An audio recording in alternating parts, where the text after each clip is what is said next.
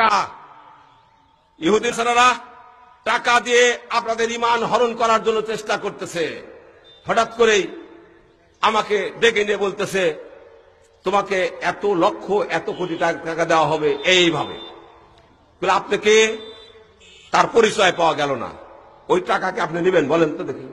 এক ভাই এসে আমাকে বলছে, স্যার, বলে কি, আমি জেলখানায় ছিলাম তো ওই এক বেচারা আমার হাতে আহলাদিস হয়ে গেল। আহলাদিস হয়ে যাওয়ার পরে ওই বেচারা, আমি জেলখানাতে বের হয়ে গেলাম, আর ওই বেচারা আমাকে ডাকলো। ডাকার পরে ঢাকায় নিয়ে যে শোরুম থেকে বিশাল এক গাড়ি, এই যে বিশাল দামের এক সুন্দর টকটকা গাড়ি, দাম যে কত 30-এর ঊর্ধ্বে হবে, এই গাড়ি আমাকে দিয়ে দিল। আমি এনে এই যে গাড়ি নিলাম, আমি বললাম, তুমি গাড়িটা যুব সঙ্গে দান করে দাও। বেচারা, তোমার দানটা তুমি দান করে দাও, তার কথা নাই।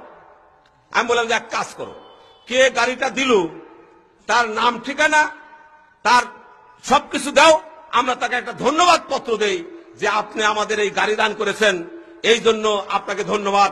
আপনি আসুন, আহলাদিস হয়েছেন, আমাদের আন্দোলনে আসুন, আমাদের নওদাপাড়া আসুন, আপনাকে আমরা বড় চেয়ারটা দেই, আপনাকে আমরা সম্মান করি, সম্বর্ধনা দেই। আজও পর্যন্ত তার নামও পাওয়া যায় নাই, ঠিকানাও পাওয়া যায় নাই, অথচ আমি গাড়ি চড়ে বেড়াচ্ছি।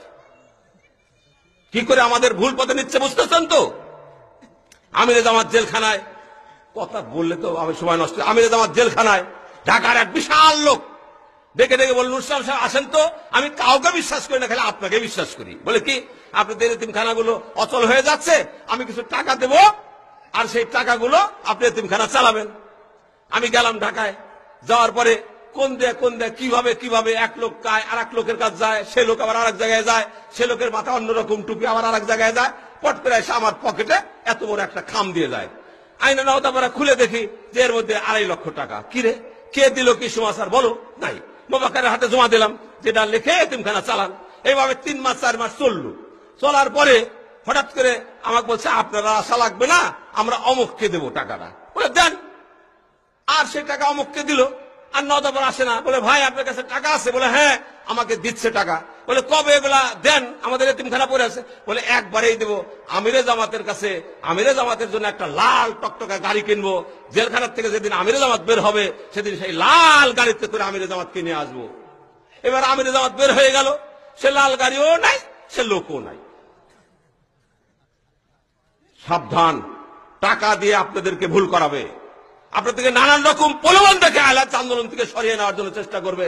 এই সব কিছু থেকে বঞ্চিত হয়ে দুনিয়া ত্যাগ করে আখিরাতমুখী একটি দল তৈরি করার জন্য মোহতারাম আমিরে জামাত ডক্টর আসাদুল্লাহ আল গালিব চেষ্টা করতেছেন। আপনারা সেই আখিরাতমুখী দল হওয়ার জন্য চেষ্টা করুন।